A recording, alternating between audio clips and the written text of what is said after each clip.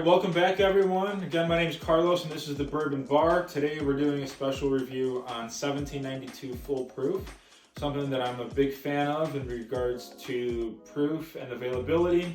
It does come out in kind of a cycle. It's not always super available, but when it comes out, it's usually priced pretty reasonable. I buy one or two at a time, just kind of depending on my inventory. And it's something that I always want to have around. I really enjoy it and I really like the price point. MSRP on this is actually around $40, but realistically you'll find it anywhere between $50 and $80. I personally spend around $60 pretty consistently.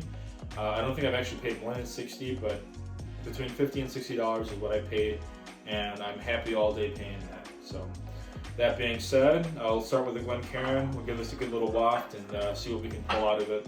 Something I want to talk about, the term full proof, what that actually means as opposed to like barrel proof or cask strength.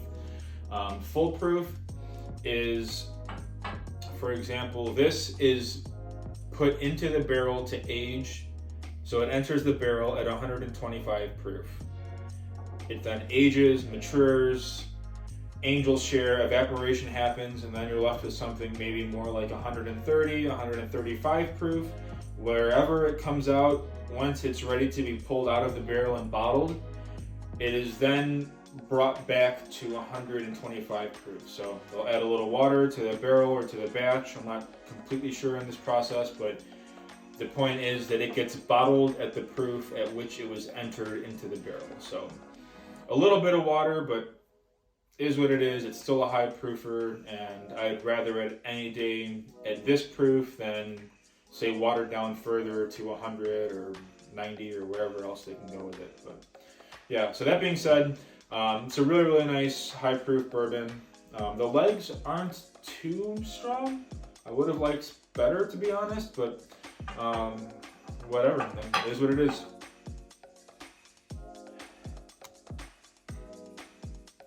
Nice copper color, nice nose, kind of sweet. A little cinnamon, raisin, and like maple syrup. As you can tell, this isn't my first whiskey of the day. Raisins, dried cherry, and a little vanilla. Smells rich.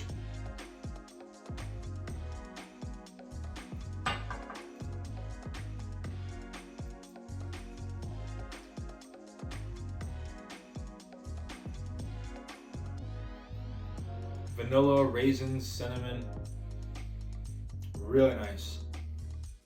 Super, super mild warmth in the mouth. Not hot, but nice warmth in the mouth. And then this one gives you a hug. This one's nice. Not obnoxious, not overpowering, not super strong, but warm.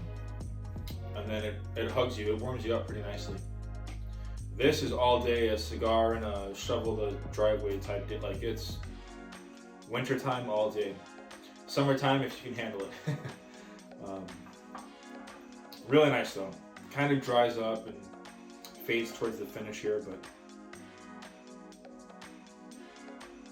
yeah, it still really didn't develop too many legs, and you know, I'm not concerned with that given the price point.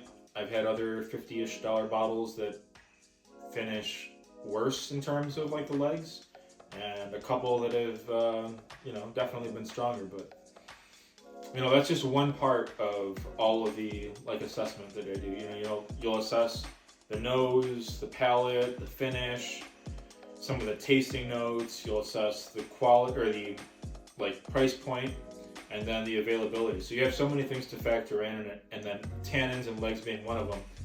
Mouthfeel being kind of linked with that, but this has a nice mouthfeel. It's not super weighted and heavy. And you know, I mean, this is just one category that it's not the strongest in, but I wouldn't be too concerned with that. I'd be more concerned with, can I find it? And once you do, how does it stack up to other barrel or full proofs that you enjoy? This is a Sazerac product, by the way. Just wanted to throw that out there.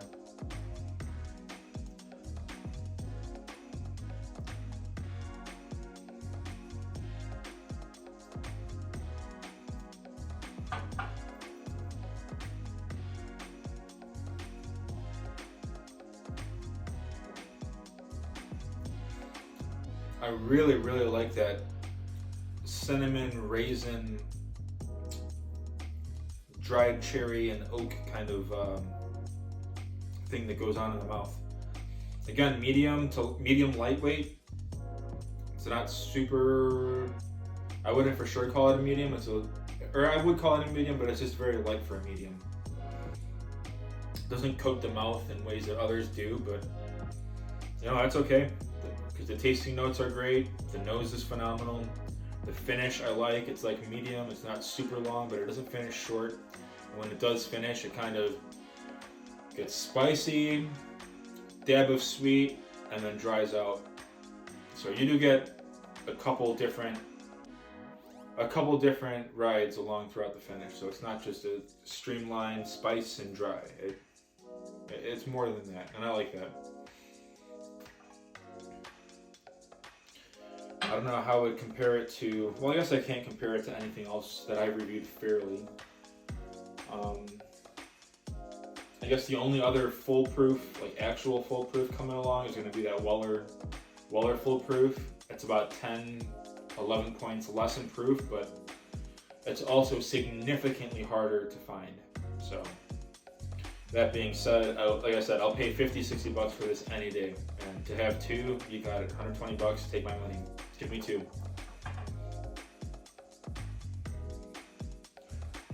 Really pleasant. Don't have much more to say on that note. Going for the final sip, and we'll get to wrapping this up.